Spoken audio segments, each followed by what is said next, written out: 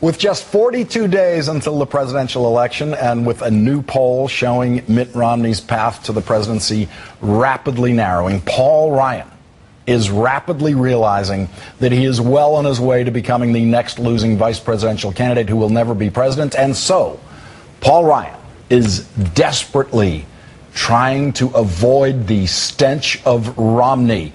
Yes, the stench. That is what Paul Ryan is actually calling Mitt Romney, according to Politico. Reportedly, Paul Ryan has been marching around his campaign bus. I like that image, the marching around the bus. Marching around the campaign bus, saying things like, if Stench calls, take a message and tell Stench I'm having finger sandwiches with Peggy Noonan and will text him later. Today, Paul Ryan campaigned with the Stench in Ohio, where the Stench is trailing President Obama by 8 points. He's got one new idea.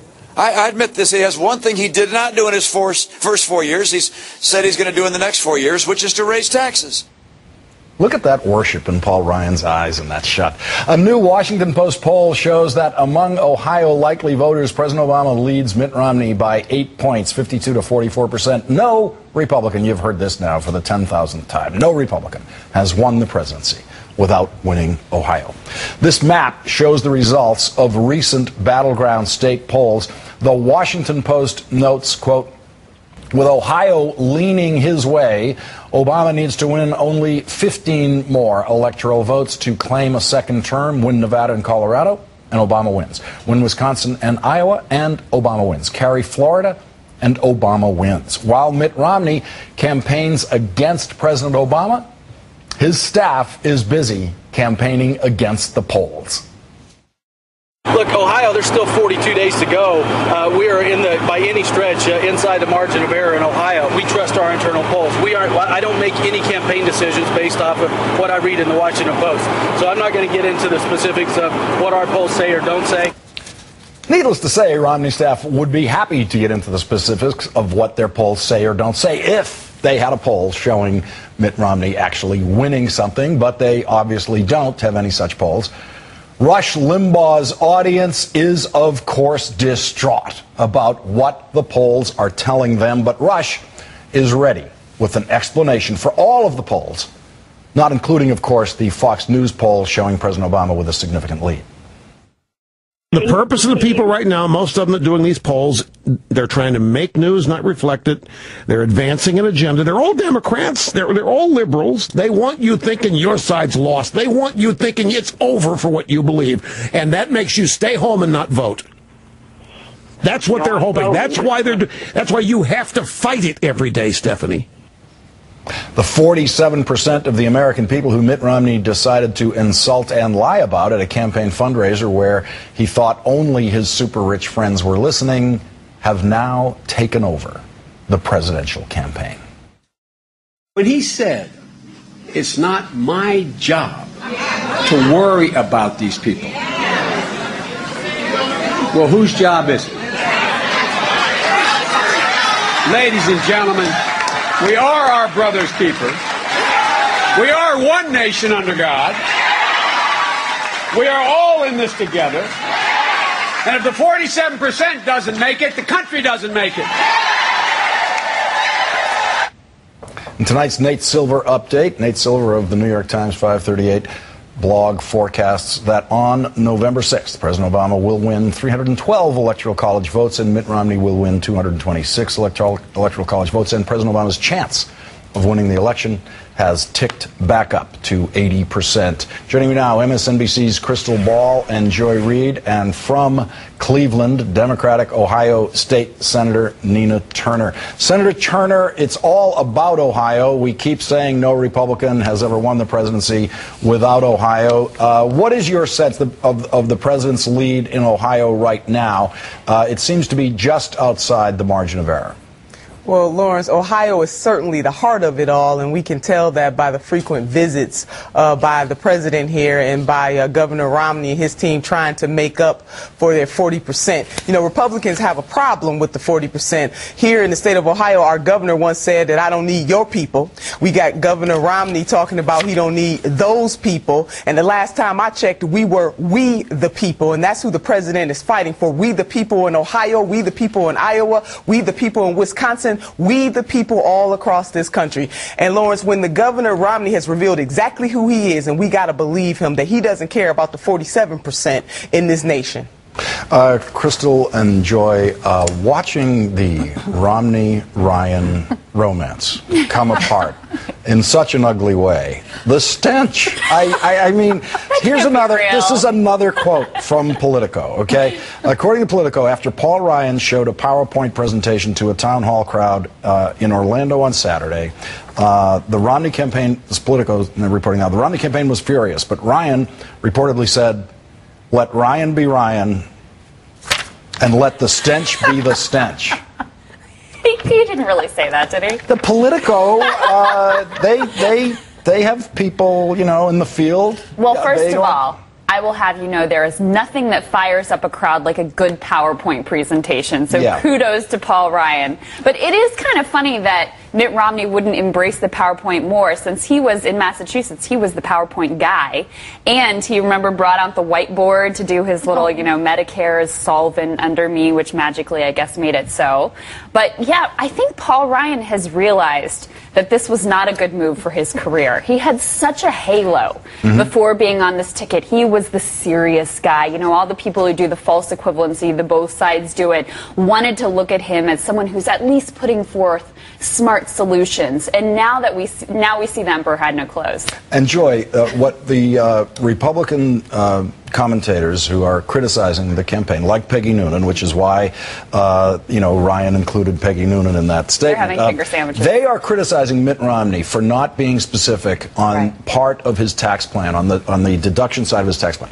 This is exactly what Paul Ryan is guilty of. Paul Ryan knows that hanging out with Mitt Romney has exposed him too. Now, they're not aiming this at Paul Ryan because Romney's the big name at the head of the ticket, but Ryan knows this is hurting his game in a big way. Yeah, I mean, absolutely. You know that thing where a CEO appoints like the young gun, the rising star to head a division he knows they're going to close? That's what this kind of feels like, right? It's sort of a corporate nightmare for Ryan, because at the end of the day, Paul Ryan supposedly was this numbers guy, and only Paul Krugman really was seeing through this and saying, look, his numbers don't add up anyway, but he had this idea that, look, I'm the guy who's going to make conservative specific policies palatable because of my style, because of my youth, and that I'm the guy who can sell the specifics of conservatism to the electorate. Well, you know what? The specifics would make it even worse.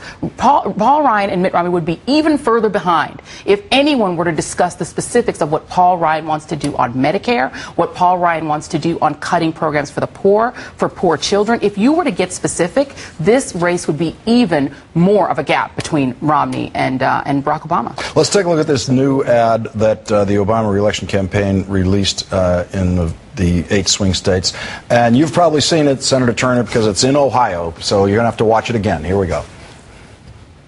When Mitt Romney dismissed 47% of Americans for not pulling their weight, he attacked millions of hardworking people making $25,000, $35,000, $45,000 a year. They pay Social Security taxes, state taxes, local taxes, gas, sales, and property taxes. Romney paid just 14% in taxes last year on over $13 million in income, almost all from investments. Instead of attacking folks who work for a living, shouldn't we stand up for them? So, Senator Turner, it looks like the Obama campaign just had to combine the story of Monday of last week with the story of Friday of last week to get what looks like what may be the most devastating ad to run in Ohio yet. It is, Lawrence, and I just want to shout amen. Again, the Governor Romney has revealed exactly who he is, and I gotta figure that Congressman Ryan probably feels like he's in sort of a shotgun wedding right about now. It's hard to be the partner of a default candidate, and make no mistake about it, Governor Romney is the default candidate of the Republican Party, and I don't care how they dress it up, it's not going to change the fact, and Ohio is not only leaning towards President Obama, we are right there with President Obama, and we're going to make sure that we deliver the state of Ohio just as we did in 2008 and help our president make history again. The president is standing up for all folks, and he doesn't have to say one thing before wealthy donors and another thing before poor and working and middle class folks. He is really all about building from the middle out and making sure that everybody has the opportunity to live their measure of the American dream. We will know the tree by the fruit that it bears, and the president has been bearing righteous fruit to make sure that America is for everybody. That is a good point about him being the default candidate, because the truth is the Republicans didn't have, it's not like they had someone who was dramatically better to choose from. What are you going to do with Gingrich and Santorum and Herman Cain? You got to, yeah, Herman Cain. I mean, some of these people would be, you know, behind by 30 points at this stage of the game. Right. Ann Romney, we're going to do a little time travel now. We're going to show you what Ann Romney is going to say an hour and a half from now on The Tonight Show. Just a little magic we can do here. Let's watch what she's going to say on The Tonight Show. And what was it that made you so angry? Well, you know, I will tell you, Jay, that 4 years ago, it's a hard thing to do this. I will, especially, you know, being the wife and having to listen to all this stuff all the time. 4 years ago, I made a videotape. And on the videotape, I looked in the camera and I said, "Mitt, this is for you, sweetheart. I'm never doing this again." Oh, really? Yes. There you go. There's the perfect political wife. She knows how to lie, knows how to lie with the best of them.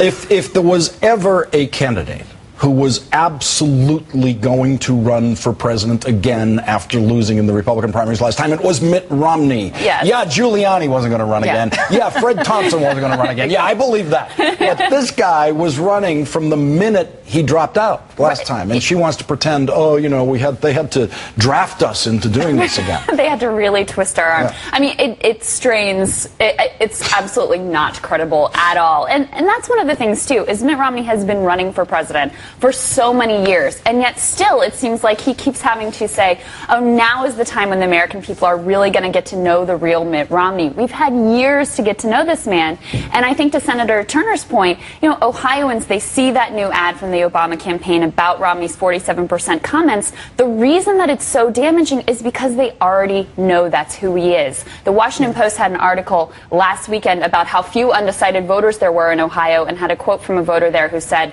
he's for the rich guy. And I think that's the impression that people Joy, have. quickly before we go, even if there was no reinforcing imagery to Romney, when you listen to what he said at that fundraiser, if he had gotten everything else right in his campaign, I just think when you really listen to those words, they are absolutely devastating, no matter what he had said before or after. Yeah, and where he said it, I mean, in Ohio, obviously 1 in 8 jobs being with the auto industry, when he said let Detroit go bankrupt, not a good idea. But I think the biggest irony in what Mitt Romney did is that he exposed that the real entitled class here are people like him. And he and his wife, they reek of entitlement to the presidency. And that's, I think, the problem, even with sending Ann out there with her patrician bearing and her saying, you should be lucky. Stop it. You should be lucky to have Mitt Romney as the candidate. They exude a sense of entitlement that the ordinary working man never does. And I think that's the biggest problem. We're going to have to wrap it there. That's Ohio State Senator Nina Turner, Crystal Ball, and Joy Reid, thank you all for joining me tonight. Thank you.